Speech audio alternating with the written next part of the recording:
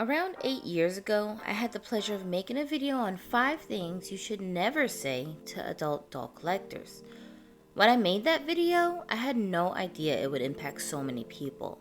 When I saw the comments left, I realized people were really relating to that topic, and to this day, it's one of my oldest videos that I still get recent comments on. So, I thought, what the hell did I say in that video that resonates with people so much? When I watched it again, I was truly inspired and empowered by my own words. I don't even remember saying half of that stuff, but it was interesting to hear my passion and confidence in collecting dolls way back then, knowing nothing has changed. In fact, I feel that passion and confidence even stronger now, and I'm all about empowering people. So I thought I would list another 5 things you should never say to an adult who loves to collect dolls. Because we all know that there's so much more than just the stuff that I'm talking about on this list that we doll collectors have to deal with when it comes to people saying whatever they feel like saying to us about our love for dolls. Before we dive in, I just want to give a special shout out and thank you to the people who watched that video way back when and happen to still be subscribed. Despite my many YouTube breaks, y'all are so loyal and the reason I always end up coming back to create content here, no matter how long of a break I end up taking. If you are interested to learn why I sometimes end up going on a hiatus, I'm glad to share that with you in a separate video, so just leave me a comment below and I will fill you guys in on my burning secrets in the future. If you're new here, welcome to Broken Dolly TV. My name is Gypsy. I'm a grown-ass woman who loves Barbies and other kinds of dolls. And even though sometimes people think that I'm a child because they tell me I look 12, which I don't believe, I do have children, I'm married, and I'm definitely a grown-up. This video is meant to enlighten people who know very little about doll collecting and perhaps clicked out of curiosity, or for other collectors who are grown-ups like me that want to tell off a few people in their lives but can't quite articulate what they want them to know about us, and also for collectors who are stressed the hell out from being shamed by people because folks just won't leave you alone to enjoy your collecting. I got you, babe. Let's look at this list together now. Here's something you should never tell an adult who collects dolls. It's only okay to collect Barbies if you're gonna resell them for a profit. Now, this one says more about the person who's making the statement than the person that they're saying it to. It's a way for people to justify their acceptance of our collecting, somehow making my hobby about you. Why do you care if my collection has a monetary worth? Do you only buy nail polish that you plan to resell later? Are you collecting those pointless decorative holiday trinkets so you can just sell them for a profit one day? Why do you have so many types of china in the cabinets when you only pull them out like 3 times a year? You're not trying to sell those though, right? So selfish. Listen, doll collecting is a hobby first and everything else later. I know some of us like to tell people that we collect them because we're selling them, and I'm sure many of us do actually do this, but in all honesty, unless you are a scalper, you're firstly a collector. We end up selling dolls that we don't want to keep exclusively in our collections for whatever reason. We buy them to enjoy them. Sometimes it's only for a few days, sitting on our shelves until we add them to the inventory pile, but for a lot of us, collecting dolls is just a joyous activity. There's nothing wrong with selling dolls for whatever your reasons are, in or out of the original boxes, repainted with or without a body even, but just understand that selling dolls is not the primary focus for why most collectors add dolls to their stash, and they shouldn't be pressured by anybody, not even other collectors, into choosing new dolls on the basis of their potential market resale value. Just leave me alone to enjoy my doll for what it is, whether I salvaged her from a thrift store, bought her for an exorbitant price on eBay, or made her with Frankenstein parts from 8 other dolls. Mind your business. That's all. Just mind your business. How about this one? You're probably just lonely or introverted. Adults who collect dolls might be stereotyped as having difficulty making friends or socializing, leading to the assumption that our hobby is a form of isolation or a substitute for human connection. Now, I might not be the best person to commentate on this just because I'm autistic and part of my traits include burnout when I socialize way too much in the traditional sense. But I think I still speak for a lot of us doll lovers when I say this nonsense is the furthest thing from the truth. Aside from the handful of us that happen to have a condition such as autism that makes us annoyed with or just plain bad at regular socializing, Most collectors do have friends, family, coworkers, a rich social life, and that does not reflect on their love of dolls at all. In fact, many of you watching this now are either hiding your doll collections from your so-called friends and family, or you know somebody who collects dolls and they're hiding their hobby from yo judgy ass. We are very capable of having loving relationships, being outgoing and extroverted, and we like spending time with people. Of course, we enjoy our time the most when we're with people who accept that our hobby is an everyday part of our lives.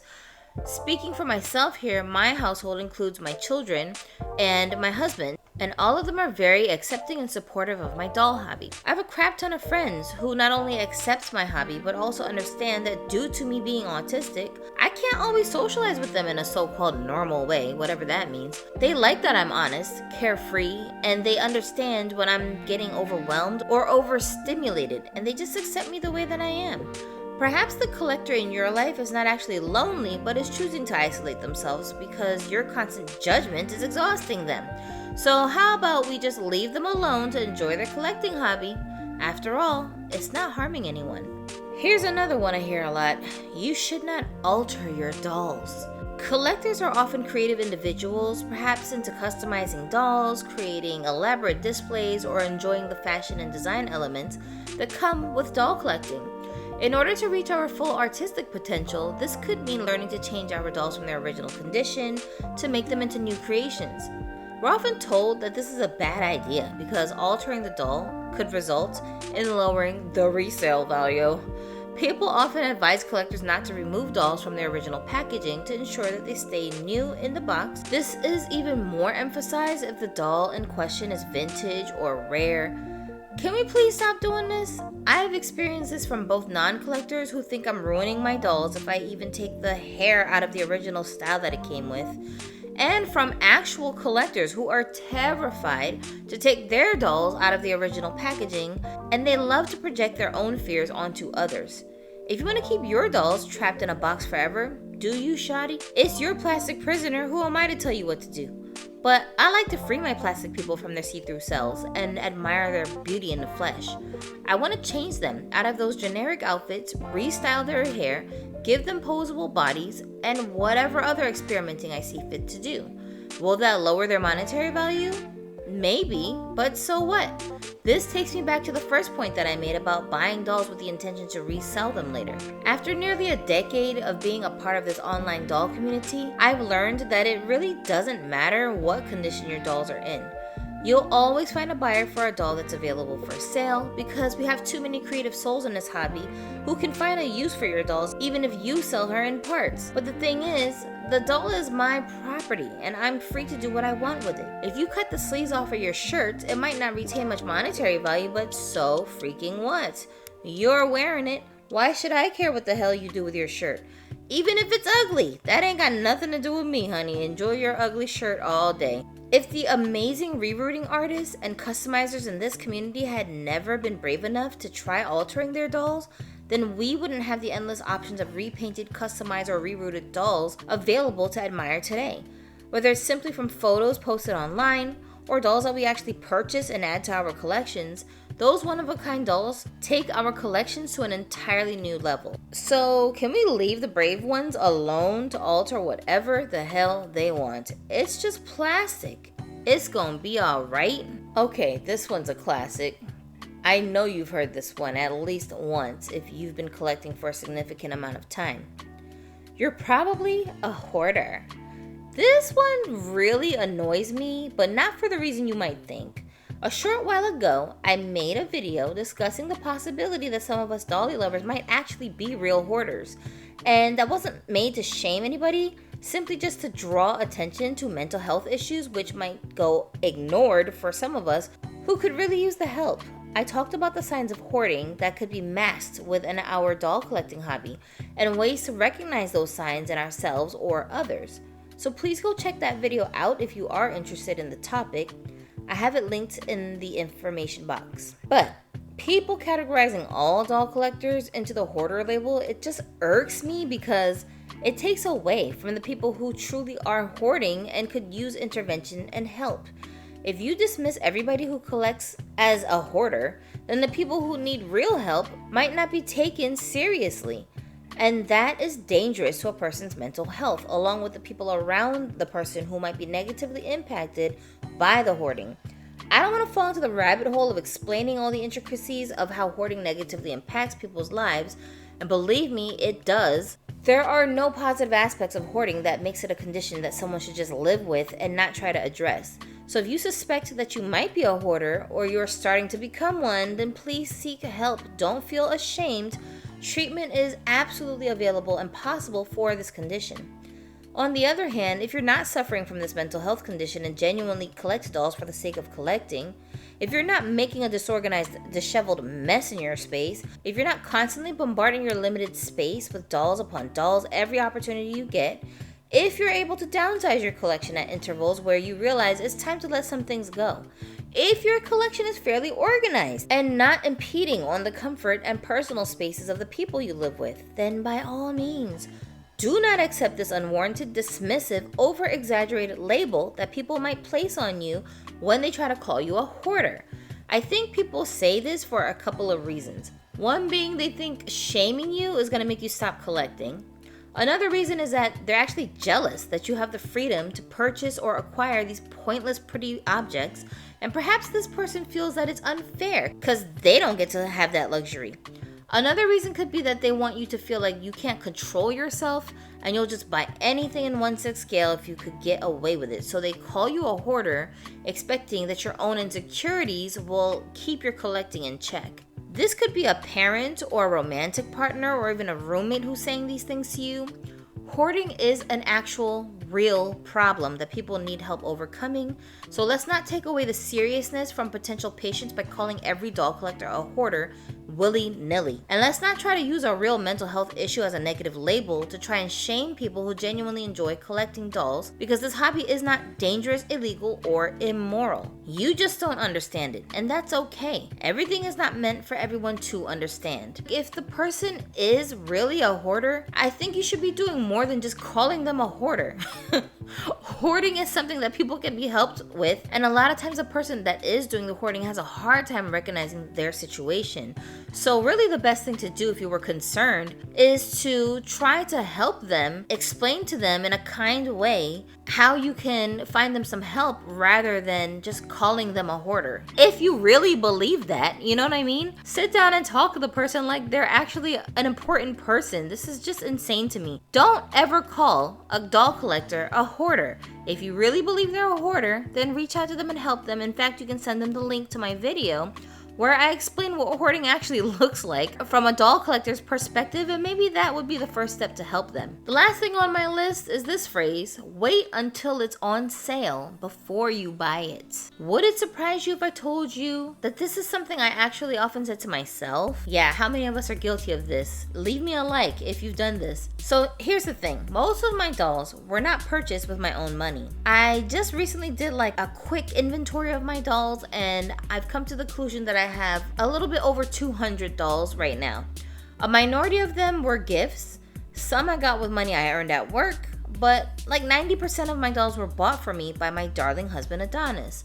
So at times, I'd be coveting a doll and talking myself out of buying it because I felt it was just too expensive to justify getting with my husband's hard-earned money. I would tell myself the doll will go on sale in a little while, just hold off until the price comes down, and then I will save him some money. Well, after doing this a bunch of times, a lot of the dolls that I wanted to get, they didn't actually drop in price. In fact, they would become more expensive when the retail price dolls were sold out, and the scalpers would get a hold of the dolls that were available to sell at many times the original prices. So I would end up either missing out on these dolls forever, or I would spend too much money on the doll when I would have to get it later. And of course, I'm regretting my decision to hold off on buying them at the regular price. Okay, so these were not even dolls that were considered super pricey, like, you know, if they were 50 to 100 bucks or something like that, I guess I could understand somebody being like, let me just wait a little while. But sometimes these were just signature dolls or made to moves or holiday dolls that were like 25 to 45 bucks.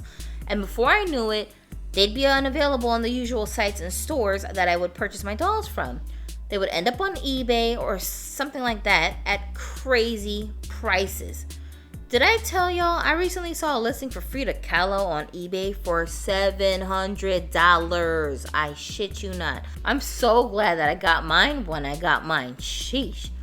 Well, one day Adonis finally just told me straight up. After hearing me complain about missing yet another fly face to add to my collection, he was like, Gypsy, when you see a doll that you like, just buy it. The price does not matter because you can't predict which dolls are going to end up on sale and which dolls are going to turn into these instant classics that increase in price. If you see the doll and can get it then just do it so you won't regret it later. He basically told me, do you really think spending $50 on this Barbie is going to break my pockets? Like the rent's not going to get paid because of that? Don't be silly. I would rather spend the money and see you happy than try to save $10 and see you moping around for months. Until he said that to me, I felt so guilty about spending his money on dolls that I felt were overpriced. But since then, I stopped saying that to myself, and that's how I acquired some of my grail dolls, like the 2021 convention Power Pair couple, Captain Jack Sparrow, ooh, Japan Ken, my black Poppy Parker from Integrity Toys, and another handful of lovely dolls that I can't even list here because the video is going to end up being like 3 hours long. In fact, I did the same thing when I pre-ordered the Barbie movie Ken with Ryan Gosling's face at $50 just to see a playline version of him at only $20 released the very same week that he arrived after a year of me waiting on him. And recently, I saw him listed on Amazon for only $15. Y'all better go grab him up right now. You see, it's a risk that we have to take. It's part of the game when it comes to collecting Barbies and dolls in general.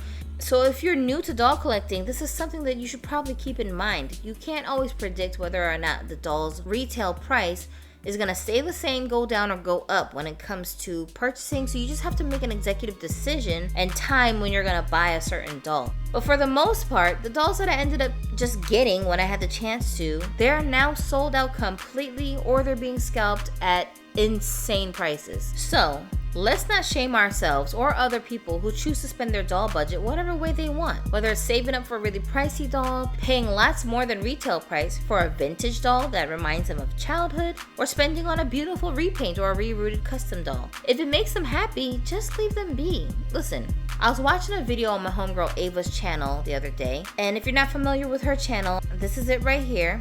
She was showing an amazing custom Poppy Parker head that she bought from an Etsy shop, and yes, I'm biased because I am in love with Poppy sculpt. She's the best fashion doll face I have ever laid eyes on. But I saw a comment on her video where somebody expressed their shock at how much she had paid for just Poppy's head with no body. It was somewhere in the $200 range, and yeah, I know this seems like a lot of money, but if you know anything about repaints, integrity sculpts, and the satisfaction of adding a grail doll to your collection, then you would understand why she paid what she paid for that doll head. We only live once. That doll of hers will probably become a treasured heirloom that will outlive her and become a memorable monument that will keep her family passing down stories about this great granny or auntie who had a massive YouTube channel and love for dolls. It's not about how much money the doll costs, but how impactful that doll is to our happiness, our joy, and our personal stories.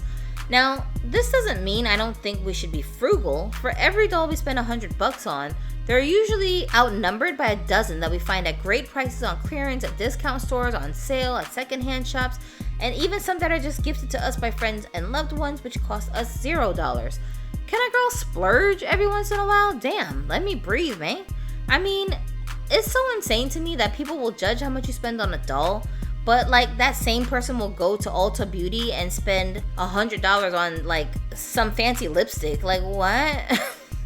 I don't get it. Everybody has their thing. So those are the 5 more things that we should never say to adults who collect dolls. If you are guilty of doing these things, it is not too late to reach out to the collector in your life and apologize. It'll mean a lot to them to hear you say, Jerry, I'm really sorry for calling you a hoarder when you ordered another Barbie last week. It was insensitive of me and I didn't realize how much your dolls mean to you. I won't do it again. Jerry will be so thrilled. He might name his next doll after you. And trust me, in this community, it is a big deal to have somebody name their dolls after you. Shout out to some of my viewers, Trudy, Kendra, and Alex, the owner of a horse he named Alto, and a few others that I'm probably not mentioning here, who I've named some of my dolls after. I hope you found this video informative, and let's do this again. Leave me a comment below if you can think of any other weird things that people often say to you just because you like to collect dolls. If I haven't mentioned it in my previous video on this topic, I'll collect your contributions and mention them in a new video later. If you are a new subscriber, I really thank you for joining all the pretty people that make up this little community that we are building over on my corner of the internet, where we have a safe space for adults to share their love for dolls. If you're a teen or adult who want to learn more about collecting fashion figures, or you just like dolls and action figures of various kinds and you don't know who else to relate to, this is the right place, my friend. You have successfully found your tribe. I'm tired of talking, so I'm off to stare at the pretty faces on my walls now. I'm still Gypsy, and you're still not. But after you subscribe and hit that notification bell, you can totally go have a dolly day.